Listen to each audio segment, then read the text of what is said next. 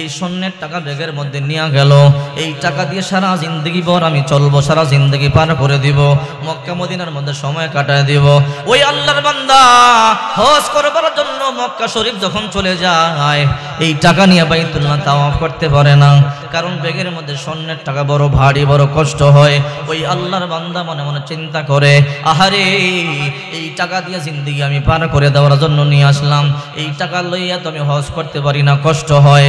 এই টাকা যদি একটা বিশ্বস্ত মানুষ পাইতাম, তার কাছে জমা দিতাম, হজের কাজ শেষ করি আবার তার কাছ থেকে টাকাগুলো নিয়ে নিতাম।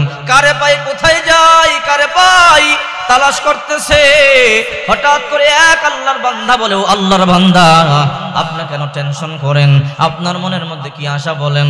বলে, দেখো আমার সব সম্পদ দান করে দিছি, আমার টাকার অভাব নাই, পয়সার অভাব নাই, সব সম্পদ দান করে দিয়া জনমের জন্য বাইতুল্লাহ শরীফ চলে আসলাম। এই যে আমার ব্যাগের মধ্যে টাকা দেখতেছো, এই টাকা দিয়ে আমি জিন্দগি চালাবো, আমার খরচ করব, কিন্তু এখন এই টাকা পিঠের মধ্যে লইয়া মুহাম্মদ كما صليت على إبراهيم وعلى آل إبراهيم إنك حميد مجيد اللهم بارك على محمد وعلى آل محمد كما باركت على إبراهيم وعلى آل إبراهيم إنك حميد مجيد لا إله لا إله إلا الله لا إله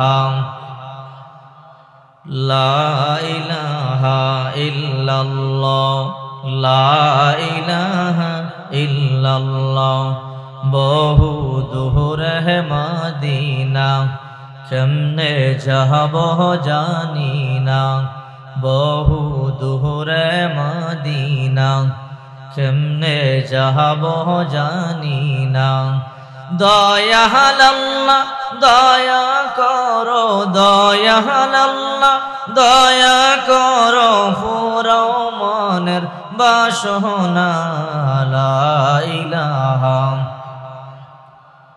লা ইলাহা ইল্লাল্লাহ লা ইলাহা পিছনে জায়গা না হইলে সামনে চলে আসেন, সবাই সামনে আসেন।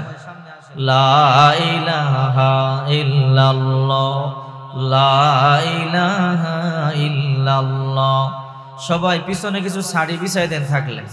লা ইলাহা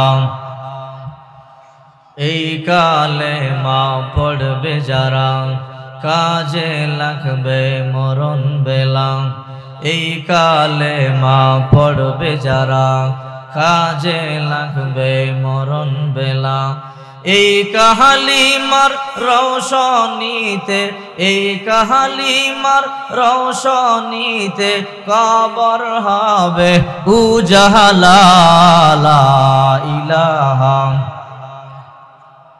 লা ইলাহা ইল্লাল্লাহ লা ইলাহা গাড়ি চলে না ড্রাইভার সারা আগায় বসেন, পিছনে জায়গা হয় না, জায়গা করে দেন সবাই। গাড়ি চলে না ড্রাইভার সারা বিমান চলে না পাইলট সারা নৌকা চলে না মাঝি সারা নৌকা চলে না মাঝি সারা পৃথিবী চলে না আল্লাহ সারা লা ইলাহা লা ইলাহা ইল্লাল্লাহ লা ইলাহা লা ইলাহা ইল্লাল্লাহ মুহাম্মাদুর রাসূলুল্লাহ সাল্লাল্লাহু আলাইহি ওয়াসাল্লাম। আলহামদুলিল্লাহ, জামিয়া মারকাজুত তাকওয়া নুরুল উলুম মাদ্রাসার বালক বালিকা শাখার উদ্যোগে খতমে কোরআন ও খতমে মিশকাত উপলক্ষে তৃতীয় বার্ষিক ওয়াজ ও দোয়া মাহফিলের সম্মানিত অতিথিবৃন্দ, সম্মানিত সভাপতি এবং আমার এলাকার মুরব্বী বাবারা, কলিজার টুকরা যুবক ভাইরা, আল্লাহ পাকের দরবারে অসংখ্য শুকরিয়া আদায় করেছি যে আল্লাহ আমাদেরকে দয়া করে মেহেরবানি করে পৃথিবীর সবচেয়ে দামি মজলিস কোরআন সুন্নাহর মজলিসে বসার তৌফিক দান করেছেন। সকলেই জবান ছেড়ে দিয়ে বলি আলহামদুলিল্লাহ। প্রিয় উপস্থিতি, কোরআনুল কারীম থেকে একটি ছোট্ট সূরা, যেই সূরাটা সকলের কাছে পরিচিত সূরা, সূরা ফিল, আলাম তারা সূরা। এই সূরাটি আমি আপনাদের সামনে তেলাওয়াত করেছি। এই সূরা আল্লাহ কেন নাজিল করলেন, এই সূরাতে আল্লাহ আমাদেরকে কি বলে সম্বোধন করলেন, কি জানালেন, কি সংবাদ দিলেন, সেই বিষয়ে অতি সংক্ষেপে কিছু আলোচনা করব, যেন নামাজে এই সূরাটা পড়লেই ওই আলোচনা মনে হয় নামাজে খুশু তৈরি হয়। ঠিক কিনা জোরে বলেন? এই জন্য আজকে চিন্তা করলাম কোরআনের মাঝখান থেকে আয়াত দিয়া ওয়াজ করে কোনো লাভ নাই। ওই আয়াতও আপনারা মুখস্থ পারবেন না, আওয়াম যারা এদেরকে বলতেছি, আর আপনারা বুঝবেন না। এই জন্যে এমন একটা সূরা আজকে আপনাদের সামনে পাঠ করছি যেই সূরা সবাই পারে। ঠিক কিনা জোরে বলেন? এই সূরা থেকে অতি সংক্ষেপে গুরুত্বপূর্ণ কিছু আলোচনা করব, যদি আল্লাহ তৌফিক দান করে। সকলে বলে আমিন। ভালো করে মনে রাখবেন, বাংলাদেশ থেকে ৫,১৬৩ কিলোমিটার পশ্চিম দিকে আরবের মক্কা ভূমিতে বাবা আদম আলাইহিস সালামের ইন্তেকালের ৯,৩১৩ বছর পরে, হযরত নূহ আলাইহিস সালামের ইন্তেকালের ৬,১৩৫ বছর পরে, ইব্রাহিম আলাইহিস সালামের ইন্তেকালের প্রায় ৫,০০০ বছর পরে, হযরত ঈসা আলাইহিস সালামের ইন্তেকালের ৫৭০ বছর পরে, ১২ রবিউল আউয়াল ৫৭০ খ্রিস্টাব্দ ২০ এপ্রিল ১২ রবিউল আউয়াল রোজ সোমবার দিন কুরাইশ বংশে সুবে সাদেকের সময় বাবা আব্দুল্লাহর ঔরসে মা আমেনার গর্ভে পৃথিবী উজালা করে এই পৃথিবীতে জন্মগ্রহণ করেছিলেন আমাদের কলিজার টুকরা নবী মুহাম্মদুর রাসূলুল্লাহ সাল্লাল্লাহু আলাইহি সাল্লাম। রাসূলুল্লাহ সাল্লাল্লাহু আলাইহি ওয়াসাল্লামের এই সূরার মধ্যে যেই ঘটনাটা আল্লাহ তাআলা উল্লেখ করেছেন, এই ঘটনাটা রাসূলুল্লাহ সাল্লাল্লাহু আলাইহি সাল্লামের জন্মের ৫০ দিন আগের ঘটনা। জন্মের ৫০ দিন আগের ঘটনাটা রাসূলুল্লাহ সাল্লাল্লাহু আলাইহি সাল্লামের বয়স যখন ৫০ বছর, তখন আল্লাহ তাআলা নবীকে আয়াত নাজিল করে বলেন, আলাম তারা কাইফা ফাআলা রাব্বুকা বিআসহাবিল ফিল। হে নবী, আপনি কি দেখেন নাই আপনার রব হাতি বাহিনীর সাথে কি আচরণ করেছিলেন? তো আচ্ছা বলেন তো, নবীজির জন্মের আগের ঘটনা নবী কি দেখছে? নবীর জন্মের ৫০ দিন আগে কি ঘটনা ঘটছে ওই কথা আল্লাহ নবীকে ৫০ বছর বয়সকালে জিজ্ঞাসা করে, ও নবী আপনি কি দেখেন নাই, শুনেন নাই? বলে নাই আলাম তারা, আপনি কি দেখেন নাই কাইফা ফাআলা রাব্বুকা, আপনার রব কি আচরণ করেছিলেন বিআসহাবিল ফিল, হস্তি বাহিনীর সাথে। সুতরাং এখানে আল্লাহ রসুলকে যে বললেন আপনি কি দেখেন নাই, এই কথাটা কেন বললেন, এর উপরেই অতি সংক্ষিপ্ত আলোচনা করব, যদি আল্লাহ তৌফিক দেয়। সবাই বলে আমিন।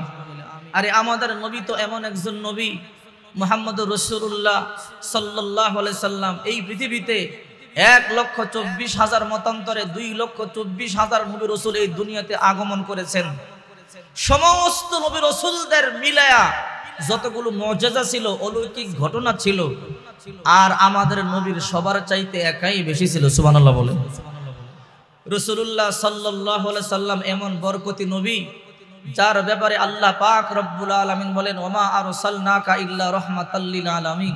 হে নবী, আমি আপনাকে গোটা পৃথিবীর জন্য রহমত স্বরূপ প্রেরণ করেছি। আমাদের নবী তো এমন রহমত, যদি কারো দিকে নজর দিত তার কপাল খুইলা যাইত। রাসূল কারো দিকে তাকাইয়া হাসি দিলে তার জীবন পরিবর্তন হয়ে যেত। একবার গুই সাপের দিকে নজর দিছিল, গুই সাপের কপাল খুলে গেছে। আবু জেহেল একটা গুই সাপ মাইরা একেবারে আগুনে পোড়াইয়া সালি বানাইয়া ব্যাগের মধ্যে করিয়া আইনা বলে, ও মুহাম্মদ বাতিজা আমার, এই ব্যাগের মধ্যে কি আছে বলো, যদি তুমি বলতে পারো আমি কালিমা পড়ব, মুসলমান হব। রাসূল করিম সাল্লাল্লাহু আলাইহি সাল্লাম বললেন, চাচা এই ব্যাগের মধ্যে কি আছে আমি বলবো না, ব্যাগের মধ্যে যেই বস্তু আছে সেই বস্তু বলবে, আমি কে? সুবহানাল্লাহ বলেন। তখন আবু জেহেল বলল, ব্যাগের ভিতরে যেই বস্তু আছে সে তো কথা বলতে পারে না, তারপরও যদি তুমি বলাইতে পারো তাহলে আরো আগে কালিমা পড়ব। রাসূল করিম সাল্লাল্লাহু আলাইহি সাল্লাম শুধু এতটুকুন বললেন, আইয়ুহাদ্দাব, হে ঘুই সাপ। এই কথা বলতে দেরি ব্যাগের ভিতর থেকে ঘুই সাপ লাফ দিয়া বের হয়ে বলে, লাব্বাইকা ওয়া সাআদাইকা ইয়া রাসূলুল্লাহ ইয়া যায়না আফা ইয়াউমাল কিয়ামা।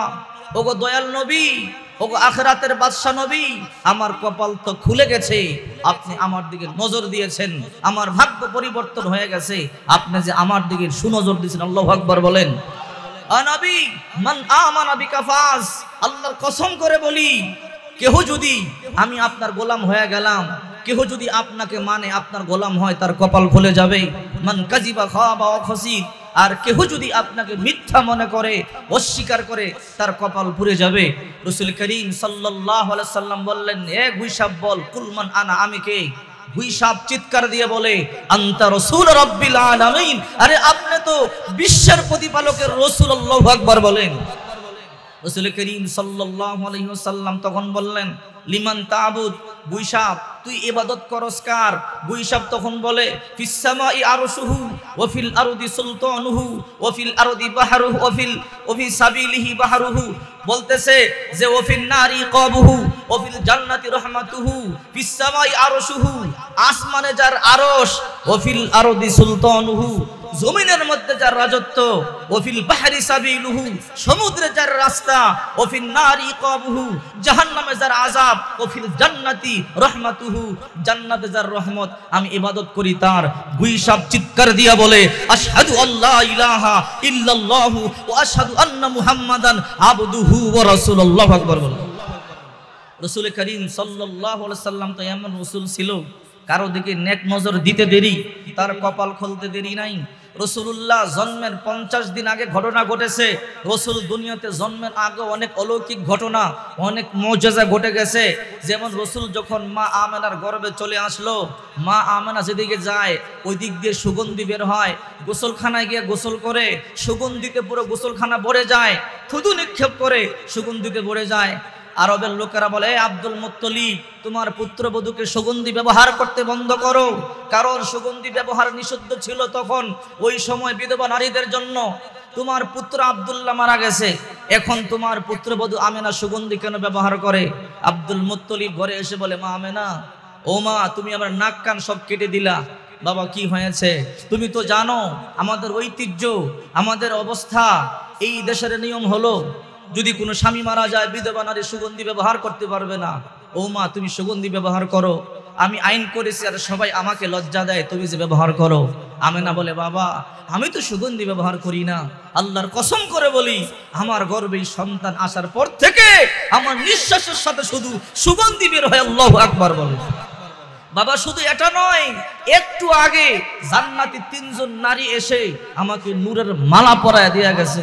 বলে, কে সে? বলে, উম্মা ঈসা মারইয়াম, উখতা মুসা কুলসুম, ইমরাতু ফিরাউন আসিয়া।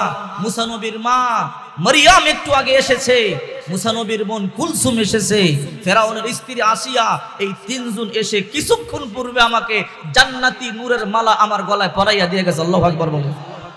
আরে আমরা তো এমন এক নবীর উম্মত, জন্মের আগেই অলৌকিক ঘটনা দুনিয়ার মধ্যে হাজারো ঘটে গেছে। আব্দুর রহমান ইবনে আউফ রাদিয়াল্লাহু তাআলা আনহুর মা শিফা, উনি ছিলেন দায়ী। রাসূলুল্লাহ সাল্লাল্লাহু আলাইহি সাল্লাম যেদিন দুনিয়াতে জন্মগ্রহণ করবেন, এই শিফা রাসূলুল্লাহর মায়ের কাছে ছিলেন, দায়ের কাজ করেছিলেন। শিফা বলে, হে দুনিয়াবাসী, আল্লাহর কসম করে বলি, এই আরবের মধ্যে আমার হাতের মাধ্যমে শত শত সন্তান জন্মগ্রহণ করেছে, কিন্তু আব্দুল্লাহর বেটা মুহাম্মদ জন্মগ্রহণ করবার সময় এমন কিছু অলৌকিক ঘটনা দেখেছি যা জিন্দেগিতে দেখি নাই। আরে মুহাম্মদ যখন জন্মগ্রহণ করে, কান্নাল বিসকায়াফু, এই ছেলে যেদিন জন্মগ্রহণ করে, জান্নাতের সুঘ্রাণ শুধু ছড়াইতে ছড়াইতে দুনিয়াতে আগমন করেছে। আল্লাহু আকবার বলে। বলে, দুনিয়াতে যত সন্তান জন্মগ্রহণ করে খতনাবিহীন অবস্থায় জন্মগ্রহণ করে, কিন্তু এই মুহাম্মদ যেদিন জন্মগ্রহণ করেছে মাখতুনান, তার খতনা করা অবস্থায় ছিল। কে যেন তার মায়ের গর্ভেই তারে খতনা করাইয়া দিছে। আল্লাহু আকবার বলেন। বলে, আমি যত সন্তান আমার হাতে প্রসব করাইছি, প্রতিটা সন্তান নাভি যুক্ত দুনিয়াতে আসে, নাভির তার নিয়া মাখতুয়া সুররা। আল্লাহর কসম করে বলি, এই সেই মুহাম্মদুর রাসূলুল্লাহ, এই সেই সন্তান যে জন্মগ্রহণ করেছে নাভির তার কাটা অবস্থায়, কে যেন তার মায়ের গর্ভেই তার নাভির তার কেটে দিয়েছে। আল্লাহু আকবার বলেন। রাসূলুল্লাহ সাল্লাল্লাহু আলাইহি সাল্লামের মা আমেনা বলে, বাবা, তুমি যখন জন্মগ্রহণ করেছো, আমি তোমাকে আমার কোলে একটা কাপড়ে নিলাম, আর আমার কোল থেকে আলতুভাবে ডান দিকে হয়ে তুমি সাজদায় চলে গেলে। কুলতা মা কুলতা ইয়া মুহাম্মদ, হে বাবা মুহাম্মদ তুই কি বলতেছিলি সেজদায় তা আমি বলতে পারবো না। সেজদা থেকে উঠে যখন আত্তাহিয়াতুর শুরুতে বসেছো, কিছুক্ষণ পর যখন শাহাদাত আঙ্গুলিটা উঠাইছো, শাহাদাত আঙ্গুলিটা উঠাইতে দেরি হয়েছে, তানাওয়ারাতিদ দুনিয়া কুল্লা, গোটা দুনিয়াটা এক ঝলকেই আলোকিত হয়ে গেছে। আল্লাহু আকবার। হে মুহাম্মদ তুমি এমন একটা বরকতি ছেলে। রাসূল করিম সাল্লাল্লাহু আলাইহি ওয়াসাল্লাম যখন জন্মগ্রহণ করলেন, কে যেন ডাকতেছে, গায়্যিবু হাযা তিফ, তাড়াতাড়ি এই বাচ্চারে গোপন করো, তাড়াতাড়ি এই বাচ্চারে গোপন করো, এই বাচ্চা লুকাও। বলতে দেরি ঘরের ভিতরে কুয়াশা এমন ঢুকে অন্ধকার হয়ে গেল। কারা জানি রাসূলুল্লাহকে নিয়ে গেল।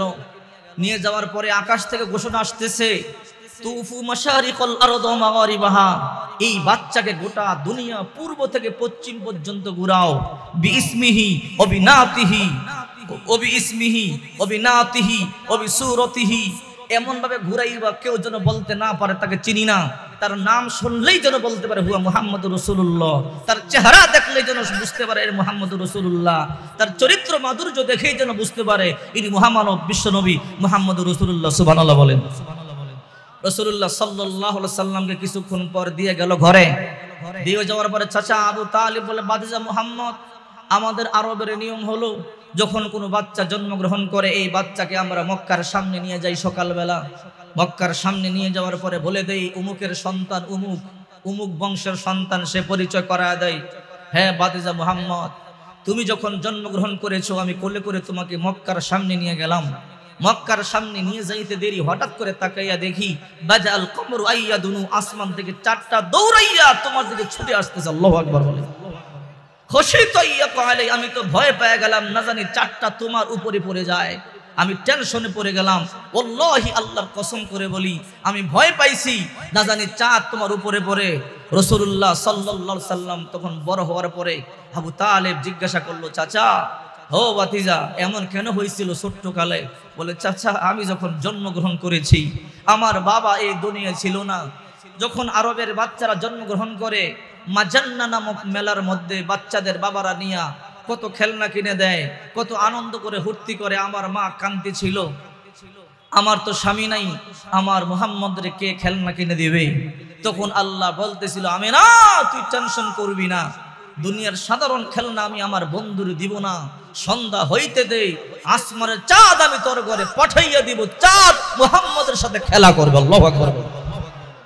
ইমামুল আউয়ালিন ওয়াল আখিরিন, বহর সদকা রহমাতাল লিল আলামিন, শুধু জুদাস রহমাতাল লিল আলামিন, মসজিদে ও শুধু হামারুয়ে জমিন। এই নবীর আদর্শে যে আদর্শিত হবে কপাল খুলে যাবে। এই নবীর সুন্নাতের উপরে জিন্দেগি চালাইলে কপাল খুলে যাবে। এই নবীর মতের উপরে চললে কপাল খুলে যাবে। এই নবীকে যে ভালোবাসবে, রাসূল করিম সাল্লাল্লাহু আলাইহি ওয়াসাল্লাম বলেন, মান আহাব্বা সুন্নতি ফাকাদ আহাব্বানি ওয়া মান আহাব্বানি কানা মাই ফিল জান্নাহ। যে আমার সুন্নাতকে ভালোবাসলো সে আমাকেই ভালোবাসলো, আর যে আমি নবীকে ভালোবাসবে সে আমি নবীর সাথেই জান্নাতে যাবে। ঠিক কিনা সূরা বলেন। নবীর আদর্শ ছিল ইনসাফ করতে হবে, বেইনসাফি করা যাবে না। নবীর আদর্শ ছিল 2 নাম্বার মাল বিক্রি করা যাবে না। নবীর আদর্শ ছিল মিথ্যা কথা বলা যাবে না, ধোঁকা দেওয়া যাবে না, পরনিন্দার গীবত করা যাবে না। নবীর আদর্শ ছিল ভাই বোনকে ঠকাতে পারবে না। ও বন্ধু, আজকের সমাজে সবচেয়ে বড় রোগ হলো এক ভাই আর এক বোনকে সম্পদ দিয়া ঠগায়। ঠিক কিনা জোরে বলে। আল্লাহর কসম, আল্লাহর কসম, কেউ যদি ইচ্ছাকৃতভাবে ভাই ভাইকে ঠগায়, ভাই বোনকে ঠগায়, 1 বিঘা সম্পদ কম দেয়, কোনো বাবা যদি সম্পদ বন্টন করতে গিয়া ইচ্ছাকৃতভাবে মেয়েকে ঠগায়, মেয়েকে 1 বিঘা সম্পদ কম দেয়, আল্লাহর কসম করে বলি ওই বাবা চিরস্থায়ী জাহান্নামের মধ্যে জ্বলা লাগবে। হ্যাঁ, যদি মেয়েকে বুঝাইয়া কম দেওয়া যায় সমস্যা নাই, কিন্তু মেয়ের মনে কষ্ট দিয়া 1 বিঘা সম্পদ কম দিলে আপনার ঠিকানা জাহান্নামে হবে। এই জন্যই তো বিশ্বনবী মুহাম্মদ রাসূলুল্লাহ সাল্লাল্লাহু আলাইহি ওয়াসাল্লাম বলে, উম্মতেরা রে সাবধান সাবধান, তোমরা কিন্তু বেইনসাফি করবা না, ইতিমকে কিন্তু ঠগাইবা না। সিয়ারুল আলামিন নুবালা কিতাবের মধ্যে আল্লামা শামসুদ্দিন যাহাবী রাহমাতুল্লাহি আলাইহি লেখেন, এক আল্লাহর বান্দা বড় ধনী মানুষ, টাকার অভাব নাই, পয়সার অভাব নাই, সম্পদের অভাব নাই। ওই আল্লাহর দুনিয়ার মধ্যে আপনজন বলতে কেউ নাই। ওই আল্লাহর বান্দা বুড়া হয়ে গেল। ওই আল্লাহর বান্দা সিদ্ধান্ত নিল, এত সম্পদ কারে দিয়া যাব, এই সম্পদ সব আল্লাহর রাস্তায় দান করে দিয়ে যাব। ওই আল্লাহর বান্দা সব সম্পদ আল্লাহর রাস্তায় দান করে দিয়া কিছু সম্পদ রাখিয়া দিছে, কিছু টাকা রাখিয়া দিছে। তার চিন্তা হলো এই দেশের মধ্যে আর থাকবো না, মক্কা শরীফ চলে যাব, সারা জনমের জন্য মক্কা আর মদিনার সময় পার করে দেব।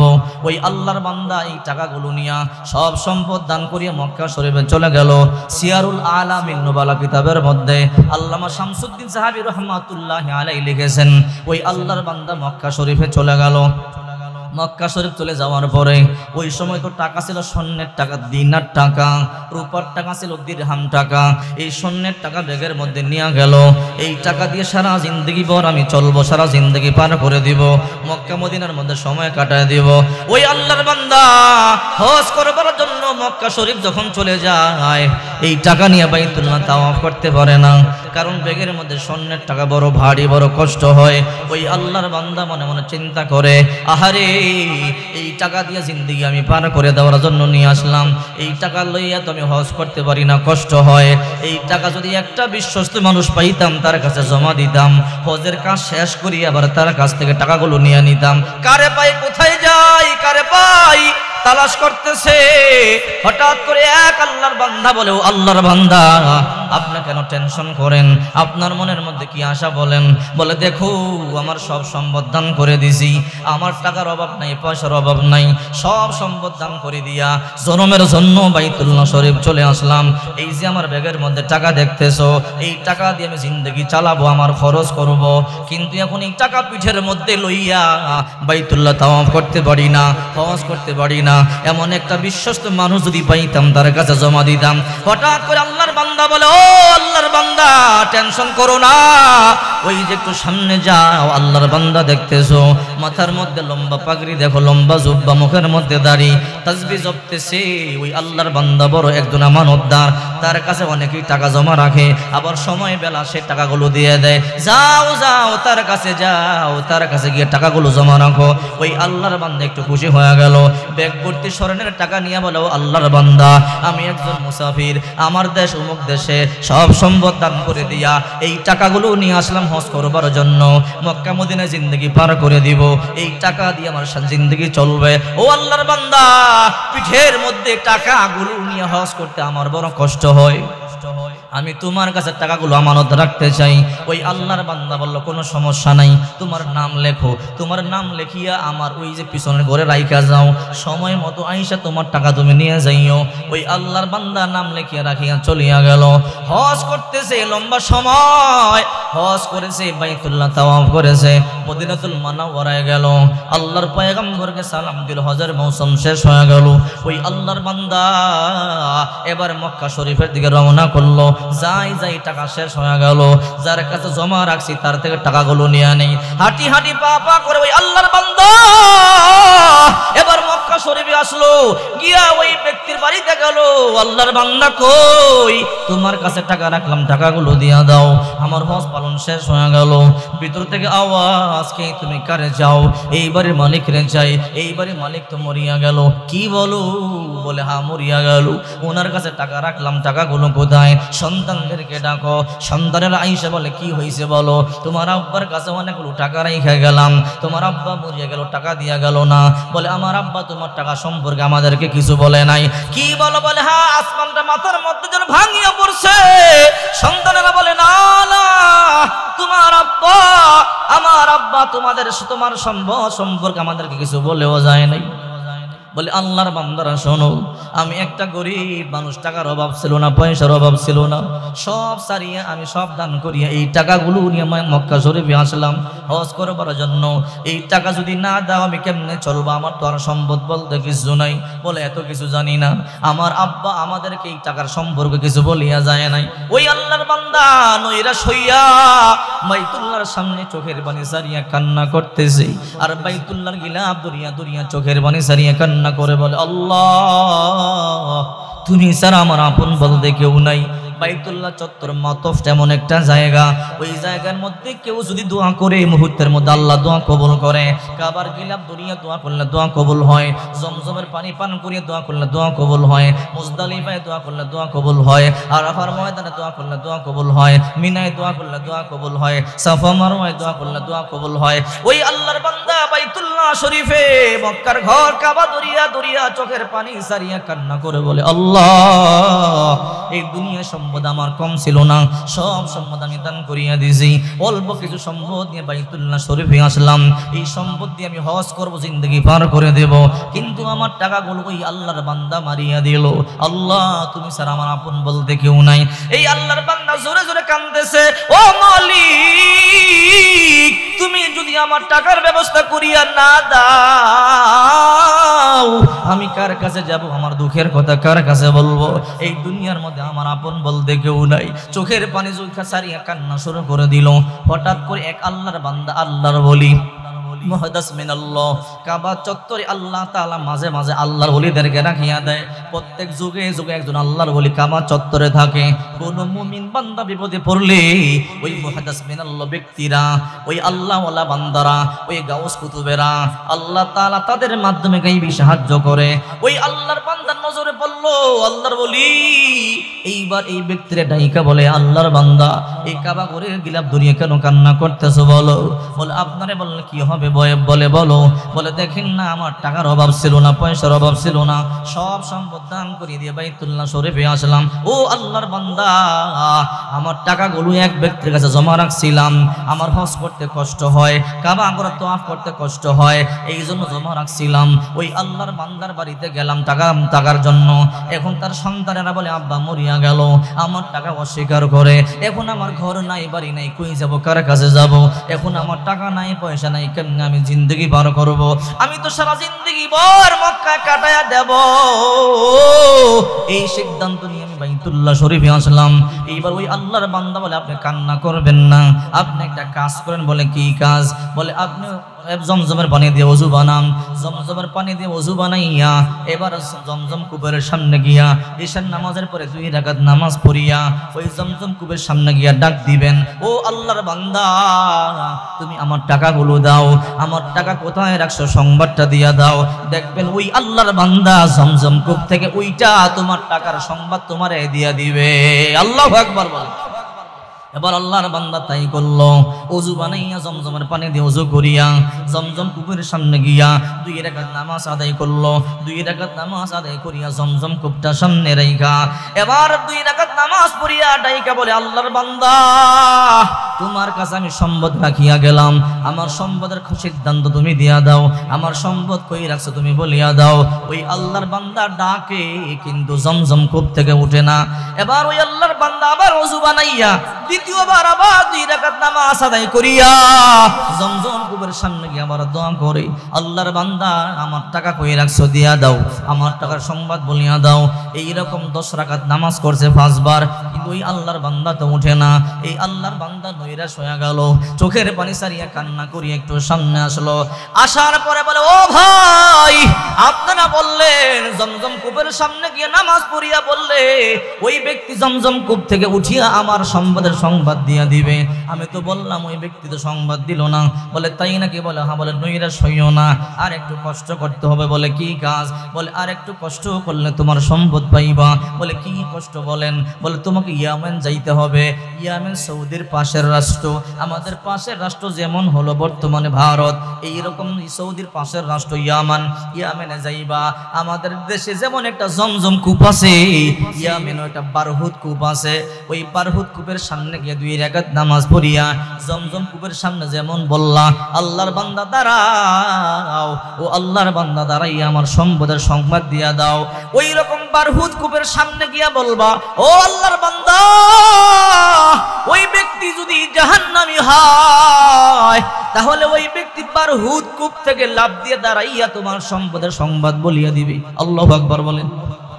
আজকে একটা আসল কথা বলি, আমরা জানি মানুষ যখন মারা যায় তার যদি নেককার হয় তার রূহটা ইল্লিয়িনে নিয়ে যায়, আর যখন মানুষ বদকার মানুষ মারা যায় তার রূহটা সিজ্জিনের মধ্যে নিয়ে যায়। এই ইল্লিনটা হইল জমজম কুয়া, আর সিজ্জিনটা হইল ইয়ামেনের বারহুদ কূপ। যদি কোনো নেককার বান্দা হয় জান কবজ করবার পরে আল্লামা শামসুদ্দিন জাহাবী রহমাতুল্লাহি আলাইহি সিয়ারুল আলামিন নুবালা কিতাবের মধ্যে লেখেন, যদি মানুষ নেককার বান্দা হয় মারা যায় তার রূহটা নিয়ে জমজম কূপের মধ্যে জমা করে, আর কোনো মানুষ যদি বদকার মানুষ মারা যায় তার রূহটা নিয়ে জাহান্নামে কূপ হলো ইয়ামেন বারহুদ কূপ, ইয়ামেনে বারহুদ কূপের মধ্যে জমা করে। এইবার ওই আল্লাহর বান্দা বলে আমি তো ইয়ামেন চিনি না, ইয়ামেনের বারহুদ কূপ চিনি না, আমি ইয়ামেন কেমনে যাব, বারহুদ কেমনে আমি খুঁজিয়া লইব? বলে তুমি টেনশন করবা না, আমি একটা রাহবার দিব, আমি একটা ব্যক্তি দিব, ওই ব্যক্তি তোমাকে ইয়ামেন নিয়ে যাবে, ইয়ামেন নিয়ে বারহুদ কূপ তোমার দেখাইয়া দিবে। একটা লোক দিয়া দিল, যাও যাও এই আল্লাহর বান্দাকে ইয়ামেন দেশে নিয়ে যাও, বারহুদ কূপের সামনে তাকে নিয়ে যাও। এই ব্যক্তি নিয়ে গেল, ওই ব্যক্তি ইয়ামেন দেশে গিয়া দেখে বিশাল একটা কূপ, নাম তার বারহুদ কূপ। জাহান্নামীদের রূহ যেখানে জমা হয়, শয়তানদের রূহ যেখানে জমা হয়, খারাপ লোকদের রূহ যেখানে জমা হয়, মদখোর ইয়াবাখোর গাঞ্জাখোরদের রূহ যেখানে জমা হয়, বেনামাজিদের রূহ যেখানে জমা হয়, মিথ্যাবাদী সুদখোর ঘুষখোরদের রূহ যেখানে জমা হয়, চুগলখোর মুনাফিকদের রূহ যেখানে জমা হয়, ওই আল্লাহর বান্দা বারহুদ কূপের সামনে গিয়া 2 রাকাত নামাজ পড়িয়া বলে, আল্লাহর বান্দা আমার সম্পদ তোমার কাছে রাখিয়া গেলাম, তুমি তো মরিয়া গেলা, সংবাদ দেরি। ওই আল্লাহর বান্দা বারহুদ কূপ থেকে লাফ দিয়া দাঁড়াইয়া যাইতে দেরি করে নাই। কাদের কুদরত দারি বরকামাল, আনতা রব্বি আনতা হাসবি জুল জালাল, তুহি কাদের জলিলুল্লাহ জাহাদার, হর হালে তুহি মেরা নিগাহদার। এবার আল্লাহর বান্দা লাফ দিয়ে দাঁড়াইয়া গেল। আল্লাহর বান্দা বলো আমার সম্পদগুলো কোথায় রাখছো? বলে তোমার সম্পদগুলো আমার বাড়ির পিছনে একটা জায়গা আছে, অমুক জায়গা অমুক ঘরে কর্নারের মধ্যে মাটি খনন করিয়া রাখছি, যাও যাও তোমার সম্পদ সেখানে তুমি পাইয়া যাইবা। এবার বলে দাঁড়াও যাইও না, আমার একটা প্রশ্নের জবাব দিয়া যাও। কি প্রশ্ন? বলে তুমি আল্লাহর ওলি ছিলা, তোমার মাথার মধ্যে লম্বা পাগড়ি দেখেছি, মুখের মধ্যে দাড়ি দেখেছি, বড় জুব্বা দেখেছি, হাতের মধ্যে তাসবিহ, সারাক্ষণ মানুষ তোমারে ভালোবাসতো, মোহাব্বত করতো, তোমার রূহটা জাহান্নামে কেন? তুমি তো জমজম কূপের মধ্যে থাকবার কথা ছিলা, একবার নয়, 2 বার নয়, 10 বার ডাকলাম জমজম কূপে, তোমারে পাইলাম না। ও আল্লাহর বান্দা তোমার রূহটা জাহান্নামের কূপের মধ্যে কারণটা কি আমারও বলো। এইবার ওই আল্লাহর বান্দা বলে, ও ভাই জীবনে নামাজ আমি কম পড়ি নাই, নামাজ পড়তে পড়তে কপালের মধ্যে দাগ ফেলাইয়া দিয়েছি। ও ভাই জিন্দগিতে একটা মিথ্যা কথা বলি নাই, সুদের কারবার করি নাই, ঘুষের কারবার করি নাই, মানুষকে ঠকাই নাই, তাহাজ্জুদ নামাজ আমি জিন্দগিতে কাজা করি নাই, রমজান মাসের একটা রোজাও আমি কাজা করি নাই। ও ভাই আমার জিন্দগিতে একটা ছোট্ট ভুল আমার ছিল। আল্লামা শামসুদ্দিন জাহাবী রহমাতুল্লাহি আলাইহি সিয়ারুল আলামিন নুবালা কিতাবের মধ্যে লেখেন, ওই আল্লাহর বান্দা চোখের পানি সারিয়া বলে, আমার জিন্দগিতে ছোট্ট একটা ভুল করেছি, ওই ভুলের কারণে নামাজ বরবাদ হয়ে গেল, রোজা বরবাদ হয়ে গেল, হজ বরবাদ হয়ে গেল, আমার দান সদকা সব বরবাদ হয়ে গেল। কি এমন গুনাহ করছো? বলে আমার গুনাহ, আমার বাবা দুনিয়া থেকে মরিয়া যায়, আমি যখন বড় সন্তান ছিলাম আমি সম্পদ বন্টন করতেছিলাম, এই সম্পদ বন্টন করতে গিয়ে আমি আমার আপন বোনকে একটু সম্পদ কম দিছিলাম, এই যে আমি আমার আপন বোনকে একটু সম্পদ কম দিছিলাম, এই জন্য সব আমল বরবাদ। এই জন্য আল্লাহ তাআলা আমাকে জান্নাত না দিয়া জাহান্নামের গর্তের মধ্যে ফলাইয়া দিছে। আল্লাহু আকবার। এই জন্য সন্তান করে বলে, হ্যাঁ নিজের মুসলমান। বর্তমানে মানুষ সম্পদ নিয়ে বেশি বাড়াবাড়ি করে, সম্পদ নিয়ে বেশি বড়াই করে, সম্পদের জন্য পাগল হয়ে গেল। সাবধান, আপন বোনকে ঠকানো যাবে না, আপন ভাইকে ঠকানো যাবে না। ও বাবারা সাবধান, মেয়েকে ঠকাবেন না। আপনার মেয়েকে ইচ্ছাকৃতভাবে 1 বিঘত সম্পদ যদি আপনি কম দেন, ওহুম ইয়াহমিলুনা আওজারহুম আলা যুহুরিহিম আলা সাআ মা ইয়াজিরুন। আল্লাহর কোরআন বলে 7 আসমান 7 জমিন আপনার পিঠে চাপাইয়া দিবে। রে নিমুখ হারাম, মেয়েকে কম দিলি কেন? বড় ছেলেরে কম দিলি কেন? ছোট ছেলেরে কম দিলি কেন? 1 বিঘত সম্পদ অন্যায়ভাবে দখল করলি কেন? এই জন্য 7 আসমান 7 জমিন চাপাইয়া দিয়া বলবেন, নিয়ে কত সম্পদ লাগবে আজকে নিয়ে নে। সাবধান, এই সম্পদের ব্যাপারে ভাগ বাটোয়ারার সময় আপনারা কখনো এরকম করবেন না। তবে হ্যাঁ, মেয়ে যদি ইচ্ছা করে বলে বাবা ছোটকাল থেকে লালন পালন করেছে, বাবা আমার বড় করছে, এখন অন্যের সংসারে চলে যাইতেছি, এখন সমান সম্পদ নিয়ে কি করব, তখন একটু সম্পদ আপনি যদি মেয়ে ইচ্ছাকৃত কম নেই সেটা আপনি নিতে পারেন। আল্লাহর কসম, আপনার ইচ্ছাকৃত কম দিলে আল্লাহর কাঠ করে দাঁড়াতে হবে। ঠিক কিনা জোরে বলেন? কথা বুঝে আসতেছে?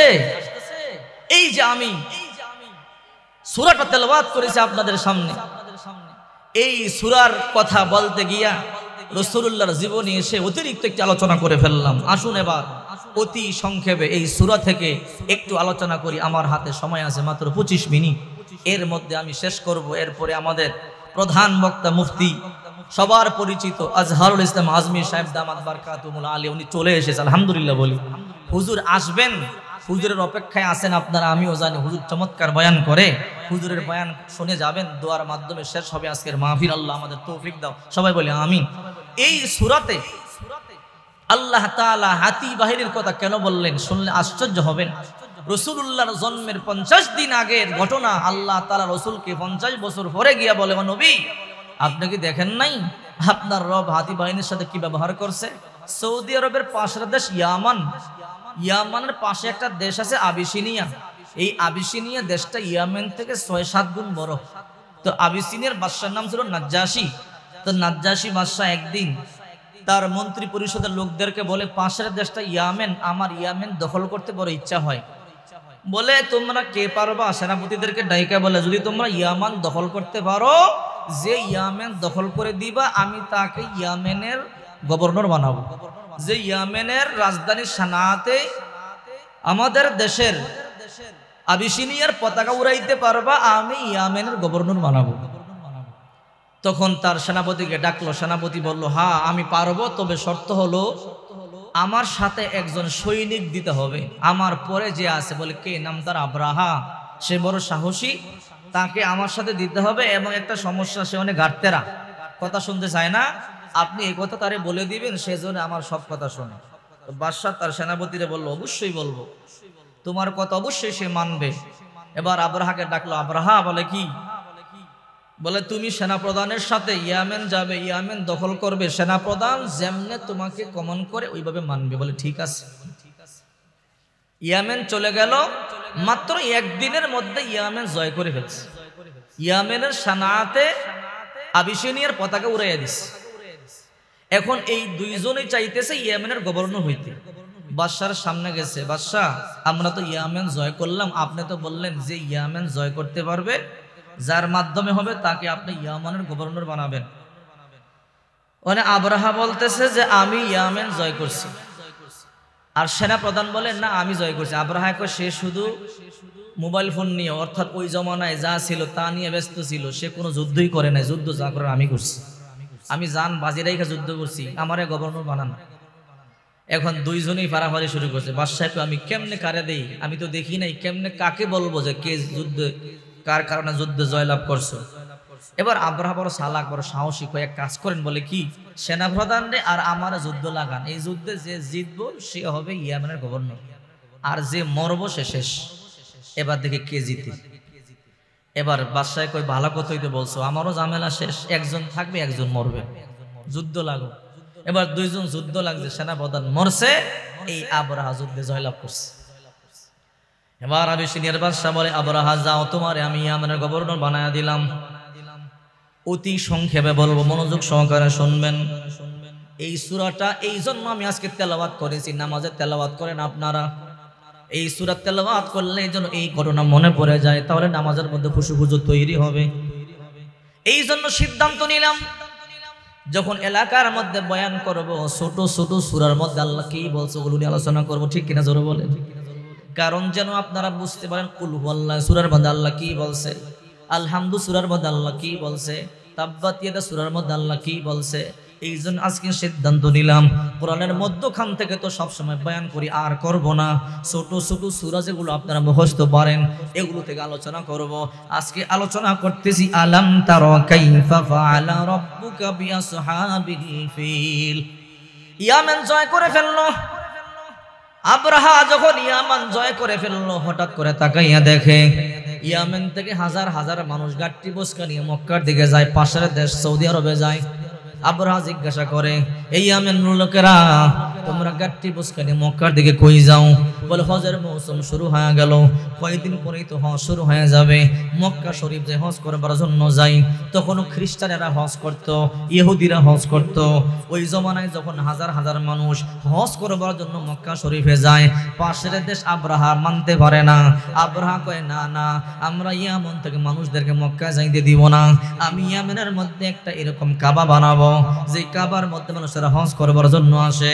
মক্কা শরীফের মধ্যে যে কাবা ঘর, সারা দুনিয়া থেকে হাজার হাজার মানুষ, লক্ষ লক্ষ মানুষ হজ করবার জন্য যায়। না না, আমি নিজেই নতুন একটা কাবা ঘর বানাবো, আমার এই কাবাটা এত সুন্দর করে বানাবো, এই কাবা ঘরের মধ্যে হজ করবার জন্য মানুষেরা আসবে। কিন্তু যারা মুমিন, যারা আল্লাহর বান্দা, আল্লাহর মহাব্বত করে, আব্বারা সুন্দর করে একটা কাবা ঘর বানাইছে। কাবা ঘর উদ্বোধন করবে আগামী দিন সকালবেলা। তার বাদশা নাজ্জাশীর খবর দিল, বাদশা নাজ্জাশী, আমি কাবা ঘর বানাইলাম, সকালবেলা উদ্বোধন করব। এই কাবা ঘর উদ্বোধন করবেন আপনি, আপনার মাধ্যমে আপনি রওনা দিয়া দেন, সকালবেলা এসে কাবা ঘর আপনি উদ্বোধন করবেন। এইদিকে শয়তান মনে মনে সিদ্ধান্ত নিল, এখন মুসলমানদের মধ্যে আর কাফেরদের মধ্যে একটা ঝগড়া লাগায়া দেয়। শয়তান মাথার মধ্যে টুপি দিয়া, শয়তান মুখের মধ্যে দাড়ি লম্বা জুব্বা পড়িয়া আবরাহার সামনে এসে চোখের পানি সারিয়া কাঁদতেছে। আবরাহা কই, কে তুমি? চিনতে পারলাম না। বলে, আমার বাড়ি পাশের দেশ সৌদি আরব, মক্কায় কুরাইশ বংশের লোক আমি। ওই কাবার মধ্যে আর ইবাদত বন্দেগী করব না, এরা লোক ভালো না। ওই কাবা ইট বালুর পাথরের কাবা, আর আপনার কাবা কাচের ঘর, কি সুন্দর। আমি কুরাইশ বংশের লোক, ঝগড়া করিয়া চলে আসছি, আমি আপনার কাবা ইবাদত বন্দেগী করব। এবার আবরাহাই কই, অবস্থা ভালোই তো হইল, ওই দেশের লোক আস্তে আস্তে আমার দেশে আসা শুরু করে দিল, তুমি কি ওই কুরাইশ বংশের লোক? বলে, হ্যাঁ। বলে, আমাদের বংশের মধ্যে কাবা ঘর? বলে, তাই নাকি? বলে, হ্যাঁ। বলে, তাহলে ভালোই তো হলো, সুযোগে ভালোই তো হয়ে গেল। নাও, এই আমাদের কাবার চাবি তোমারে দিয়া দিলাম, আজকে থেকে তুমি কাবা ঘর দেখাশোনা করবা। সকালবেলা কাবা ঘর উদ্বোধন হয়ে যাবে, আর সকালবেলা উদ্বোধন যদি হয়ে যায় তোমার মুতল্লি বানাবো। আমাদের বাদশা নাজ্জাশী রওনা দিয়ে দিছে। বলে, তাই নাকি? বলে, হ্যাঁ, ঠিক আছে। শয়তান ভিতরে চিন্তা কুমন্ত্রণা, মুসলমানদের মধ্যে কাফেরদের মধ্যে ঝগড়া লাগাইয়া দিবে, আর এই আবরাহার মাধ্যমে মুসলমানদের কাবাটা নষ্ট করে ফেলবে। এইদিকে আবরাহা প্রস্তুতি সুন্দর করে পুরো শহর সাজাইছে, পুরো শহর সুন্দর করে লাইটিং করেছে, কার্পেট বিছাইছে। সকালবেলা আমাদের প্রধানমন্ত্রী আসবে, উদ্বোধন করবে। এই রাত্রে বেলা এই শয়তান কাবার ভিতরে ঢুইকা আগিয়া মুতিয়া নষ্ট করিয়া ভিতরে ভাঙ্গিয়া চুরিয়া রওনা করে দিছে। কই চলে গেছে? নাম দিছে কিন্তু কুরাইশ বংশের লোক, ঠিক কিনা জোরে বলেন? যখন সকালবেলা বাদশা নাজ্জাশী আসলো, আবরাহা বড় খুশি, আমার প্রধানমন্ত্রী আসবে আমার কাবা ঘর উদ্বোধন করবার জন্য। এইবার বাদশা নাজ্জাশী যখন উদ্বোধন করবার জন্য আসলো, আইসা দেখে পুরা ভাঙ্গা তছনছ করা, ভিতরে পায়খানা করিয়া, ভিতরে প্রস্রাব করিয়া চলিয়া গেছে। এইবার বাদশা নাজ্জাশী কয়ে, আবরাহা আমার কই আনলি? আবরাহার মাথা গরম হয়ে গেল, আমার ইজ্জত সম্মান সব নষ্ট করে দিছে। যেই কুরাইশ বংশের লোকেরা আমার কাবারে নষ্ট করলো, যে কুরাইশ বংশের লোকেরা আমার বেয়াজ্জতি করলো, ওই কুরাইশ বংশের কাবা আমি ধ্বংস করে দিব, ওই কুরাইশ বংশের লোকদেরকে আমি বেয়াজ্জতি করব। আবরাহা কয়, ও বাদশা। বলে, কি? বলে, গতকাল একটা কুরাইশ বংশীয় লোক আসছিল, চলে বলে কৌশলে আমার মন গলাইয়া চাবি নিয়া এই কাজ করিয়া চলে গেল। আপনি আবার সেই আবেশি নিয়ে চলে যান, আপনি টেনশন করবেন না, আমি নতুন করে আবার কাবা বানাবো, আমি পরিষ্কার পরিচ্ছন্ন করব, এরপরে আবার আমি আপনাকে ডাকবো। আর এর মধ্যখানে আমি সেই আবার মক্কায় যাবো, পাশের দেশ মক্কায় গিয়ে ওই মক্কার কাবা তছনছ করে ভাঙ্গে টুকরা টুকরা করে দিয়ে আসবো। ৬০,০০০ সৈন্য নিয়ে আবরাহা হাতি বাহিনী নিয়ে রওনা করলো, কাবা ঘর ধ্বংস করে দিবে। আহারে, আব্দুল মুত্তালিব আল্লাহর নবীর দাদার কাছে সংবাদ চলে এলো, ও আব্দুল মুত্তালিব, পাশের দেশ ইয়ামেন থেকে আবরাহা ৬০,০০০ হাতি বাহিনী নিয়ে আসতেছে আপনার কাবা ভাঙ্গিয়া ফেলবার জন্য। আব্দুল মুত্তালিব মক্কা ঘরের চাবিওয়ালা ছিল, আব্দুল মুত্তালিব আল্লাহর নবীর দাদা ছিল। কাবার সামনে গিয়ে চোখের পানিগুলো সারিয়া কান্না করে বলে, আল্লাহ, আমি গরিব, আমি নিরস্ত্র, আমি দুর্বল, তোমার কাবা ঘর ভাঙবার জন্য আসতেছে, ও মালিক, আমি পারবো না, আমার সেই ক্ষমতা নাই তোমার বাইতুল্লাহ হেফাজত করবার জন্য।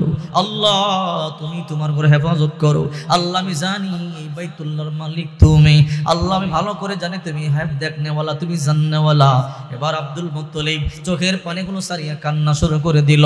আল্লাহর নবী দুনিয়াতে আসবার মাত্র 50 দিন বাকি আছে। আল্লাহর নবী তখন তার মায়ের গর্ভে।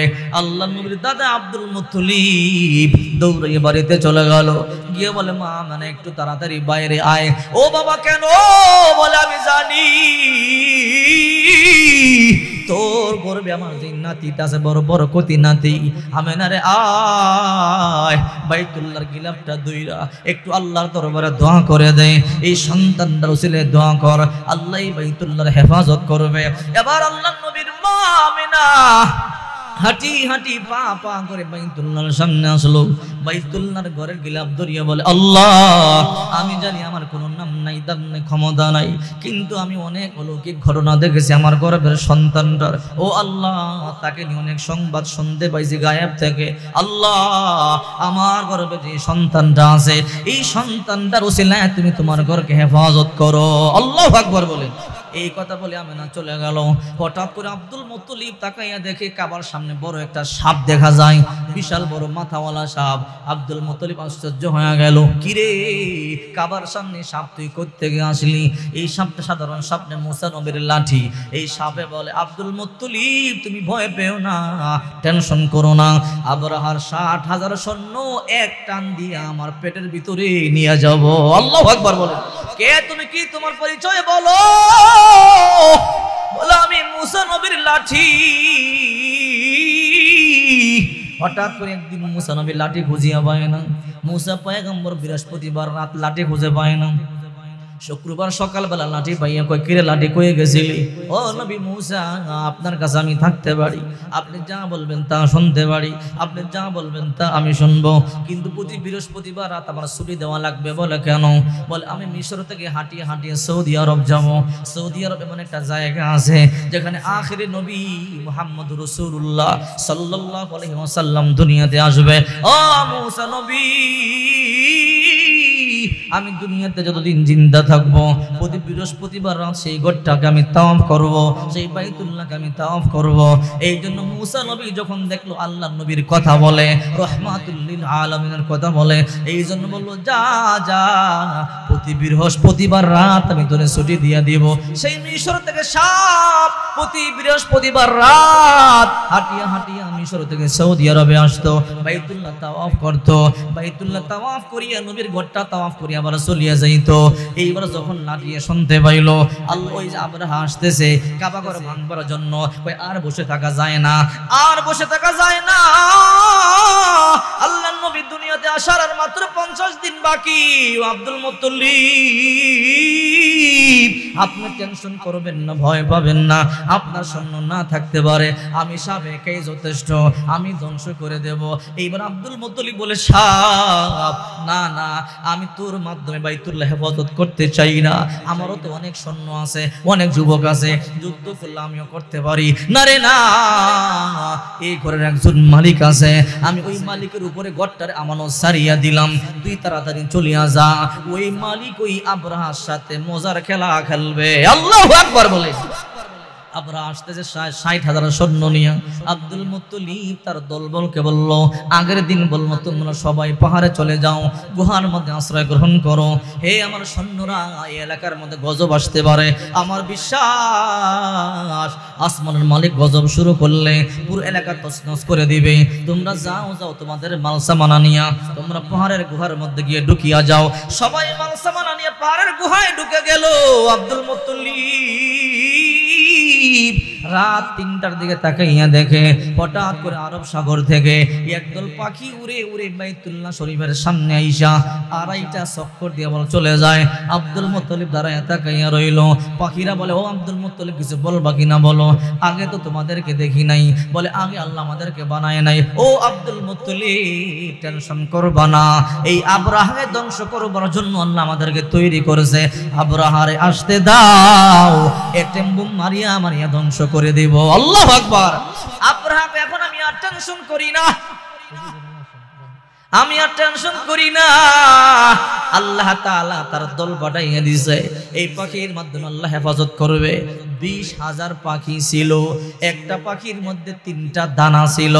আল্লাহ পাক রব্বুল আলামিন বলেন তারমিহিম বিহিজারাতিম মিন সিজিল, পাথরের কণা ছিল, পাথরের কণা মুখে একটা, 2 ডানার মধ্যে 2টা করে। এবার আব্দুল মুত্তালিব উট বকরি বেড়া দুম্বা নিয়ে সবাই যার যার গন্তব্যে চলে গেল। আবরা তার 60,000 সৈন্য নিয়ে চলে আসলো। আবরা আসার পরে যখন তাকাইয়ে দেখে আব্দুল মুত্তালিব তার দলবল নিয়ে পাহাড়ের ওই পাশে চলে গেল নিরাপদ জায়গায়, তার গরু বকরি বেড়া দুম্বা নিয়ে চলে গেল। এইবার সৈন্যরা কই ও আব্রাহা, আমরা গরু বকরি আমরা খাবো কি, খাবার তো শেষ হয়ে গেল। কই যাও যাও আব্দুল মুত্তালিবের বংশের গরু বকরি বেড়া দুম্বা সব সিনায় নিয়ে আসো, জবাই করিয়া রান্না বান্না করিয়া খাও, সকালবেলা দেখবা এই কাবাঘর ধ্বংস করে ফেলবো। এবার আব্দুল মুত্তালিবের গরু বকরি বেড়া দুম্বা সব জোর করিয়া আব্রাহার সৈন্যরা নিয়ে আসলো। আব্দুল মুত্তালিব কিছুক্ষণ পরে হাঁটি হাঁটি পা পা করে আব্রাহার সামনে আসলো। আব্রাহা তাকাইয়া দেখে আল্লাহর নবীর দাদার চেহারাটা এত সুন্দর, চেহারা থেকে যেন নূরগুলো চমকাইতেছে। এই দৃশ্য দেখিয়া আব্রাহা চেহারা সারিয়া নিচে বসে গেছে। আব্দুল মুত্তালিব নিচে বসে গেল। এবার আব্রাহা কয় আব্দুল মুত্তালিব কেন আসলা? তুমি যদি অনুনয় বিনয় করো বাইতুল্লাহ কিন্তু ছাড়বো না, ধ্বংস করে ফেলবো। তোমার কুরাইশ বংশের লোক আমার কাবা ঘরে মুতি আগিয়ে চলে আসছে। বলে না না, আমার কুরাইশ বংশের লোক এমন করতে পারে না।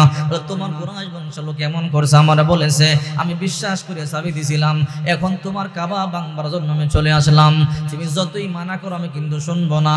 এবার আব্দুল মুত্তালিব বলে রে আব্রাহা, তোর যা মনে চায় তা কর, তুই কাবাঘর ভাঙবো আর না ভাঙবো দেখবার বিষয় আমার না। এবার আমরা অবাক হয়ে গেল, তাহলে তুমি কেন আসছো? বলে আমার 200 ওট তোর দলবল ধরিয়ে নিয়ে আসছে, আমার ওট গুলো আমার দিয়া দাও। বলে তাই নাকি? বলে হ্যাঁ। বলে আব্দুল মুত্তালিব তোমার